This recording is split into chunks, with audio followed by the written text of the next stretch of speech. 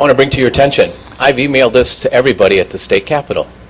5 months ago, I received a political flyer from a Democrat PAC from Speaker Say's triage.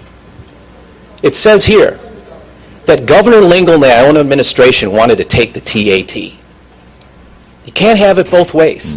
You can't.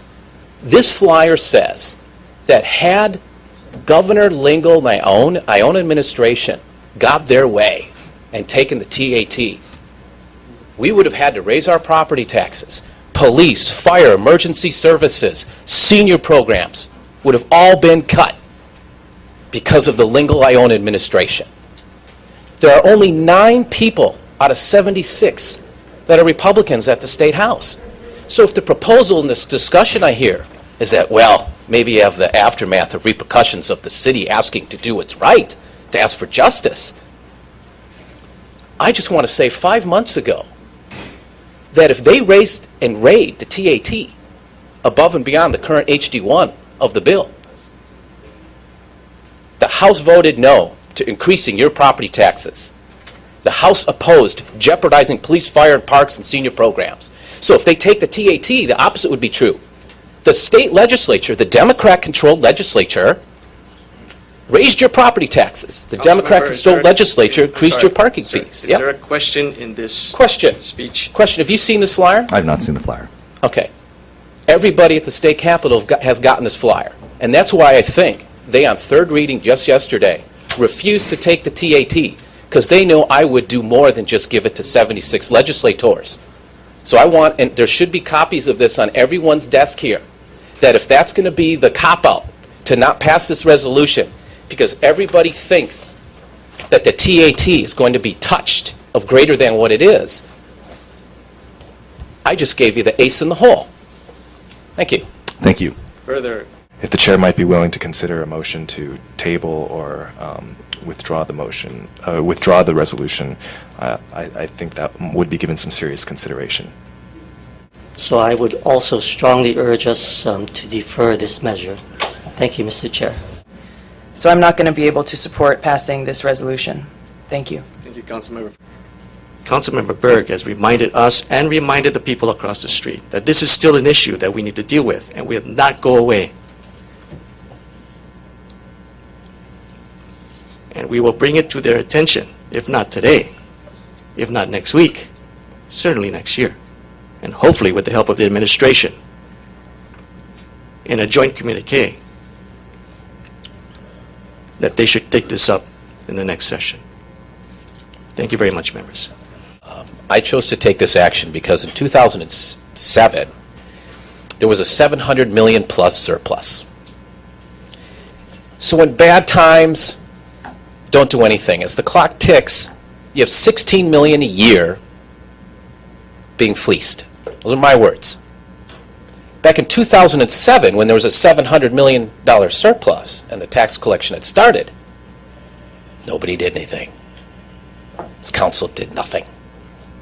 When the money was there, when the timing was right, the opportunity was golden. So my passion is so deep on this. I even voted no on the confirmation of Wayne Yoshioka to make that statement.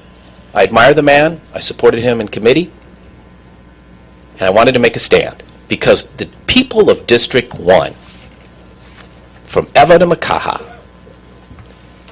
want to know why government coddles, condones, enables, and makes excuses for bad behavior. We all know the 10% is unjust and unwarranted. It's a given. No one here says they disagree with that. That's why we're nonpartisan in this seat. We have no allegiance to Republicans and Democrats alike. We have allegiance to the taxpayer. And the taxpayer has said, you only are to retain the amount of which you need to process the tax, and the vehicle of which this resolution advances gives them the playbook. The state legislature's been given a playbook. They have session today and session tomorrow to pull a committee on the floor. They need 17 votes out of committee of finance committee. They just need 17 votes. If we can find 26 over there, that want to do and act in good faith, we could actually have $16 million in our coffers. And in the biennium budget over there, it's $32 million. I found the money, by the way. I found the money. So there is a mechanism, there is an availability, there is an opportunity, and there's good cause of action to table this, and I respect that. And I appreciate everybody giving me kind words, because, to piss them off over there, that wasn't my intention. My intention all along in this, Chair and members, was to call out an injustice, to call out what's not fair play. If we coddle and condone the behavior of 76 legislators, that they knowingly know they're profiteering off a tax scheme. I have mentioned it just yesterday and the day before. Why aren't you charging more? Certain departments process licensing fees, and the response was, we can't make a profit. I brought up and opened up today, for some of you that came late, the state tasked the city to collect impact fees in the Eva Plain for 6 roadway projects. The city says, I only need 2% to process the tax. They didn't say I need 10. The city played fair. That's all I'm asking for here. Fair play. When we knowingly know as members the state only needs at most 3%, it's a given, and they're taking 10, you could say, well, I don't like your adjectives. Well, the timing's not right. So let me regress. When there was a $700 million surplus, nobody raised a finger. I am speaking on behalf of District 1, who can't take it anymore, and enough is enough. So if you want to ask me to retract, table, I can't let down 45,000 people on the Leeward Coast. All the voters in 2008 that want this rail to come. Go, rail, go. Bring it on. They're pissed.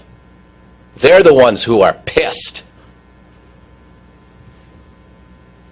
I go on, Chair, but we have a very detailed, intense budget cycle of which Chair Martin needs his time. And this was not to be a symbolic gesture or a measure of goodwill and act in good faith, but call them out for the very reasons that we're elected.